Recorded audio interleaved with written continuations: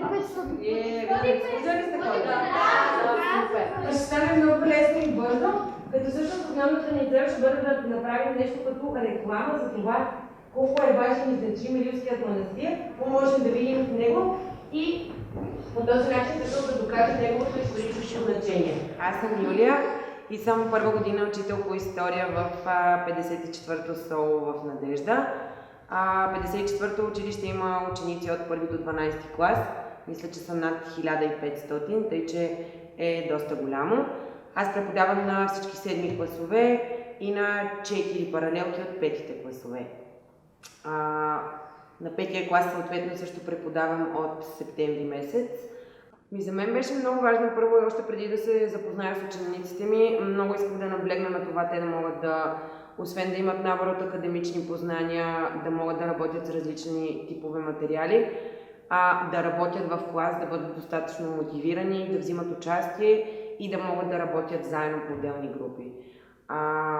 Сега мисля, че се доближаваме вече доста до това, което съм си представила, въпреки че в началото на годината ми изглеждаше почти невъзможно. Така, за да се справите добре с груповата работа, какво трябва?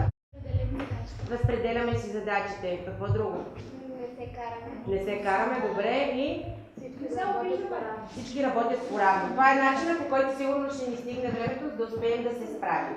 В началото на годината екипната работа за мен изглежда безмислена, защото аз съм свикнал всичко да правя сам и да не давам на другите да правят нещо, особено на по-слабите в този предмет. Сега съм свикнал и за мен е много по-добре да работя в екип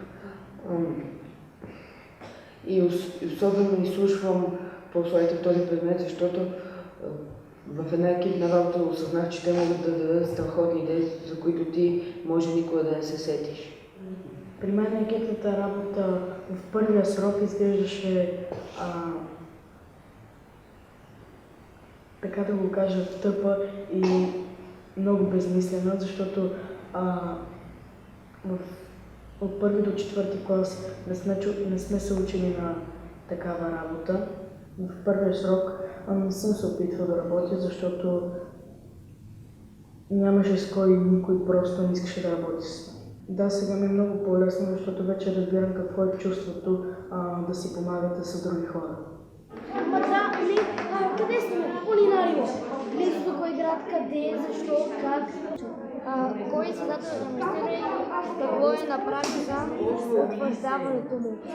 И килийни училища. Свети Иван Римски и какво направи за него? Той го е изградил. Заправи! Как си разпределихте задачите? Аз бях художника. Така се каже, Омира отговаряше на въпросите.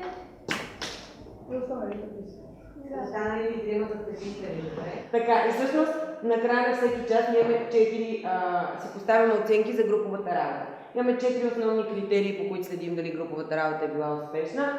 Това е дали всеки е работил, дали е имал някакво разпределение на задачи, на роли, дали в екипа е имало уважение и дали сме успели да изпълним зададената задача за време. Учениците са честни, когато дават своите самооценки и своите точки на края на часа. Първо, защото няколко пъти се е случвало да се отчита, когато има разлика между това, което аз съм видяла и между това, което те казват.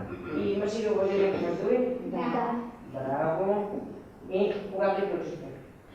Всъщност приключихме преди 10 минути, но трябваше да приключим и... Супер! Браво, значи тук слагаме една усмивка, тук още една усмивка. Хайде има и трета група. Времето? Не ви стигна. Колко време ви беше необходимо още? Първо объркахме. 50 минути. Може ли да ви видя проекта? Един от начините всъщност да се опитам да накарам класовете да работят заедно, да се чувстват по-задружни, беше когато реших да им го поставя като условие, като състезание, че по този начин ще видим кой е най-задружният клас. В началото на годината за мен уроците, които бяха трудни, не се чувствах добре, колкото в другия срок. Аз се държах леко по часовете и не положих толкова усилия, колкото сега. Аз се притеснявах в часовете, защото това не ми е най-добрият предмет. В началото на годината часовете ми се струваха много скучни и си мислех, че нямаше каква работа да правя там, освен да се Накрая просто ги накарах да си поставят сами оценка за поведението и за участието, с което целях просто да се замислят доколко това, което те правят по време на час е редно и доколко им помага да постигат нещо. Първоначално това срещаше много голямо очудване от тяхна страна. Въобще не разбираха каква е целта, защо се прави, въпреки обясненията ми. Но с времето някакси те посвикнаха и вече успяват по определени критерии сами да дават оценка какво са свършили през часа. Оценките за поведение и за участие не ги намирам за вече толкова скучни, за истински. В началото на годината оценките за поведение и участие не ги възприемах много добре и понякога даже от бързане или по други поводи не съм си поставил тези оценки. А сега много по-добре ги възприемам и всеки път си поставям и гледам да са точни. Аз намирам връзка между оценките за поведение и участие и резултатите, които получавам от тестовете, защото колкото повече съм внимавал в часът, толкова повече научавам. Примерно имаме 0% на изходен билет, 0 точки на участие и 1 точка на поведение. А точките максималният брой са 4, т.е. за да си е написал единица за поведение, означава, че поне 2 пъти аз трябва да съм обърнала внимание за това как се държи и какво е направил.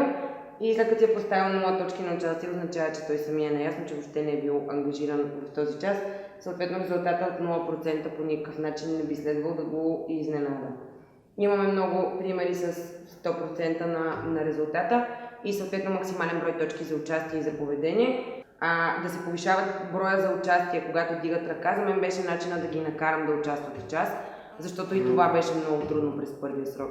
Тъй като през първия срок 4 човека, които изкарваха отлични резултати, те участваха в час, те имаха шестици, но останалите това ги устройваше и не се опитваха да го променят, като всъщност сега по този начин и с точките, и с едни плюсчета, които им пиша, когато участват в час, се опитвам да ги стимулирам и вече наистина всички да участват. Здравей, драги мои маринки!